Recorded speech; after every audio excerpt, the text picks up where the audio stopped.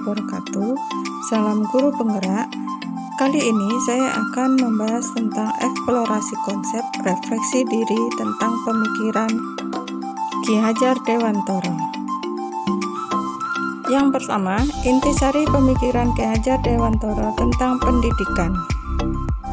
Ki Hajar Dewantara membedakan kata pendidikan dengan pengajaran. Pengajaran merupakan proses pendidikan dalam memberikan ilmu atau berfaedah untuk kecakapan hidup anak secara lahir dan batin.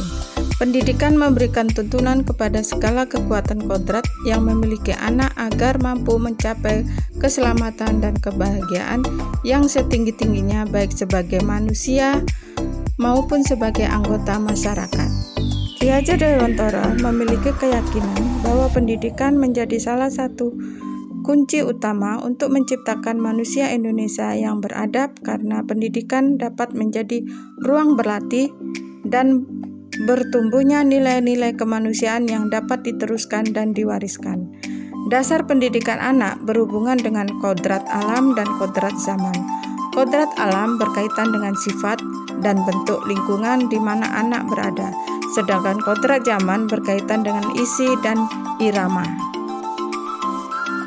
Tujuan pendidikan menurut Ki Hajar Dewantara menuntun segala kodrat yang ada pada anak-anak agar mereka dapat mencapai keselamatan dan kebahagiaan yang setinggi-tingginya baik sebagai manusia maupun sebagai anggota masyarakat. Guru sebagai pendidik hanya dapat menuntun tumbuh dan hidupnya kekuatan kodrat yang ada pada anak-anak agar dapat memperbaiki lakunya hidup dan tumbuhnya kekuatan kodrat anak.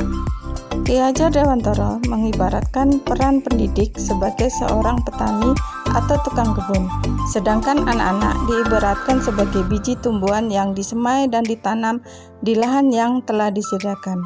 Dalam proses menuntun akan diberi kebebasan, namun pendidik sebagai pamong dalam memberi tuntunan dan arahan agar anak tidak kehilangan arah dan membahayakan diri sendiri.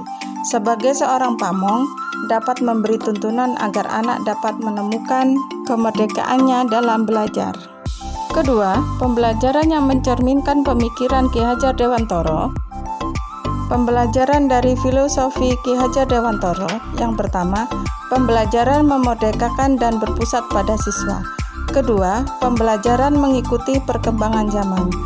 3. Pembelajaran itu tidak bertentangan dengan nilai-nilai kemanusiaan. Dan yang keempat, pembelajaran membangun budi pekerti dan berfokus pada proses bukan hasil. Perubahan budi pekerti.